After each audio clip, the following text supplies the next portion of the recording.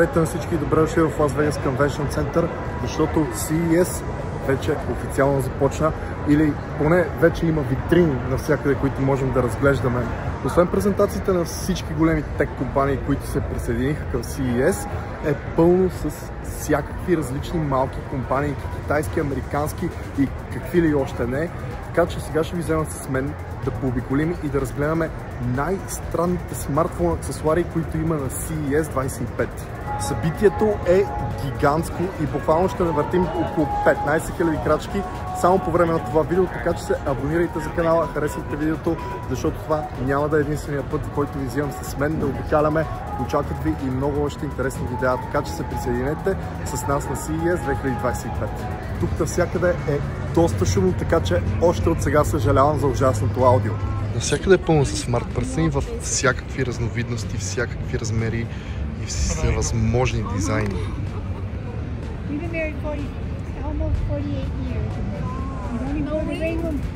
Малко тези витрини, честно ви кажа, ми напомнят на Илианци.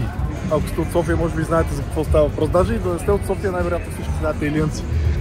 Смисъл, вижте какво става. Има и доста по-хай-тек неща, но има и такива работи. Вижте, това са малки смарт спикърчета. Този изглежда доста странно, обаче няма екран. Има само говорител. Това обаче вече има екран. И да, от тук можете да контролирате музиката си, явно можете да си избирате и различно wallpaper-че. И нека видим какво има. Може да видите колко е часа, какво е времето, има календар също така. И обаче забележете, има и слушалки, които също имат екран. Има интернет, има това какво е Google Play, някакъв стор. Направо ме е страх да попитам, честно ви казвам, но най-интересното нещо е, че това се маха. И можете да си го носите отделно. То може да контролира слушалките от разстояние, което е още по-странно. Не знам, интересно ми, ако се опитаме да влезнем в интернет. Какво става? Oh, this is the language. Аха, I thought it was like internet, like a browser. Явно това избира само езика на интерфейса на слушалките. Да. And different equalizer. Yep. Да, има и еквалайзър. Нормално, ставаше и да няма. Всякъде между другото е пълно с фалшиви AirPods Max-ове и ще се опитам да намеря и още да ви снимам, за да видите, че са адски много и са навсякъде. Искам само да кажа, че всичко това не са сергии. Вие не можете да си купувате някакви слушалчици, които си харесате, влезете и си купите нещо. Не. Тук компаниите идват за да представят своите продукти пред по-широка публика. И разбира се, ако имате фирма и дойдете, можете да си харесате някой и да си го заредите, за да го продавате във вашия магазин. Буквално няма и една минута по-късно, след като видях тези фалшиви AirPods Max-ове, ето още едни.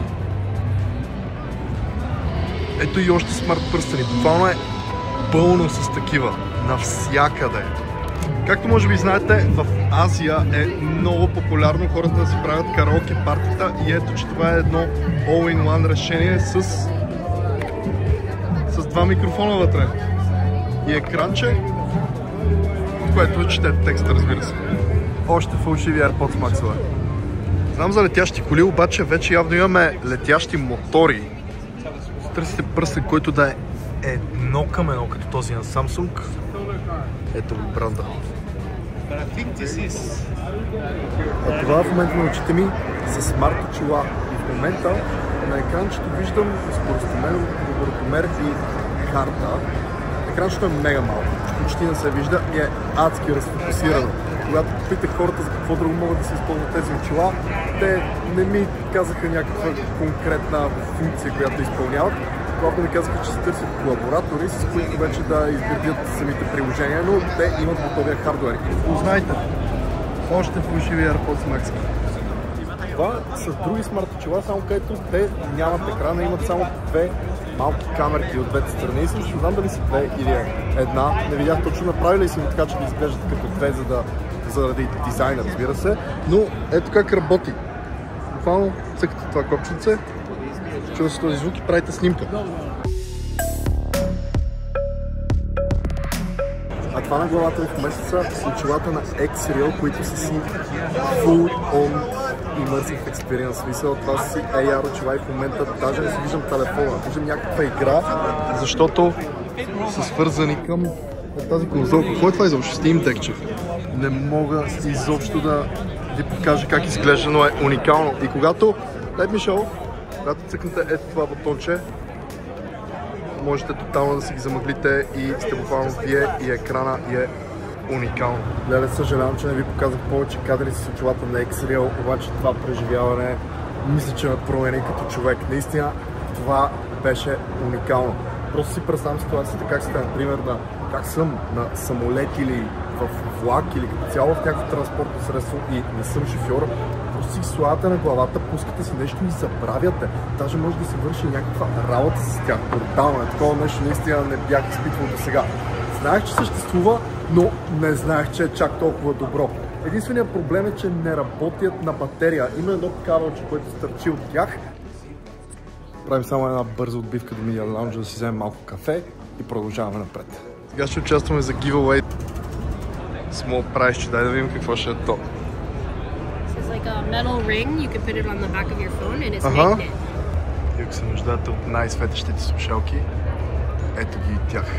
Нали знаете как има и контролери за телефони? Това може би е най-готиния, който съм виждал до сега. Наистина уникален е. Пичовете ми казаха, че току-що са го създали.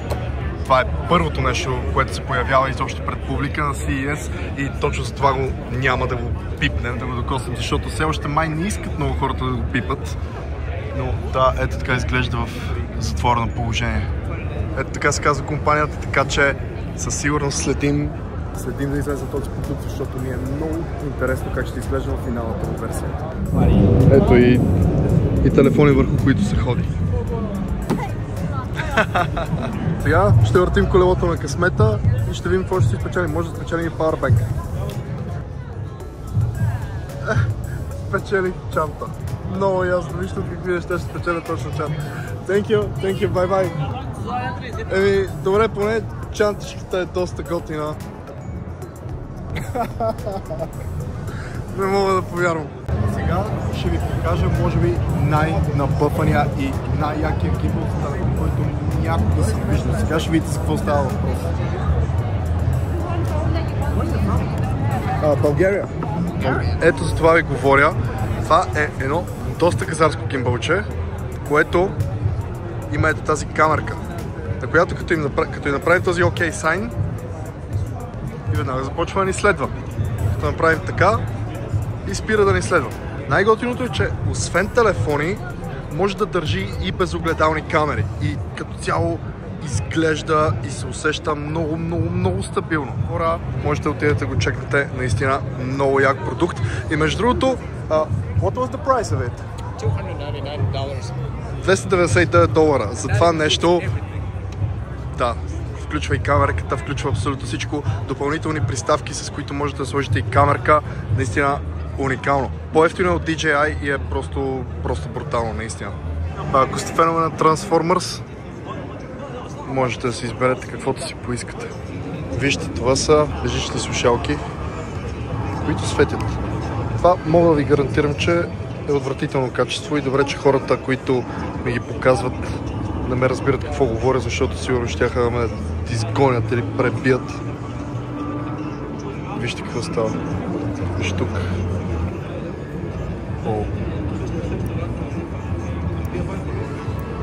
Между другото, кликват много приятно. Тези се усещат добре. Другите се усещах малко ефтинки, обаче това се усеща много стабилно. Там всичките са... Вижте ги тези. Това е метал, между другото. Това цялото е метал. Тези са брутални, наистина. Направо ме е страх да ги пробвам как звучат, честно ви казвам. Отново очила, само където този път не са AR, ами те са доста интересни, защото вижте, в момента са горе-долу затъмнени, обаче когато закрият този сензор и веднага започвам да виждам всичко.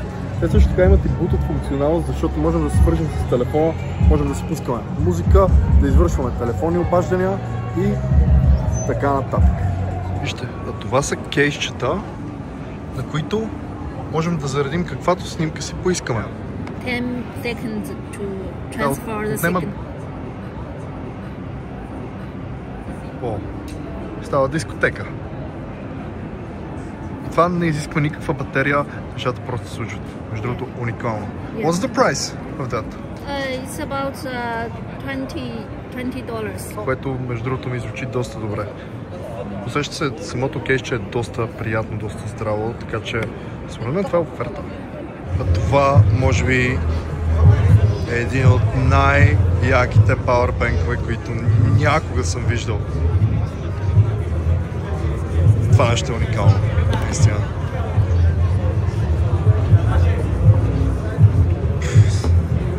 Може би знаете, в Китай е супер модерно и супер вървежно да се правят лайфове в TikTok и това е устройство, което е специално за това. Току-що една жена, която работи за тази компания, ми каза, че има вградени абсолютно всички филтри и абсолютно всички функции, от които бихме имали нужда, ако правим TikTok лайфове. Ето, както виждате, има и телефони с термална камера, а вижте от другата страна как изглеждат. Това е екранче, някакъв супер газарски часовник, обаче в същото време има и термална камера, разбира се, защо не? Слънцето вече залязва и ние обиколихме почти цялото събитие, но ни очакват още много интересни неща, които още дори не сме видяли. Така че се абонирайте за Smartphone.bg, абонирайте се и за Desktop.bg и ни очаква адски много интересно съдържание. От тук, Лас Вегас, CES. Така че, останете с нас. Чао от мен и ще се видим пак скоро.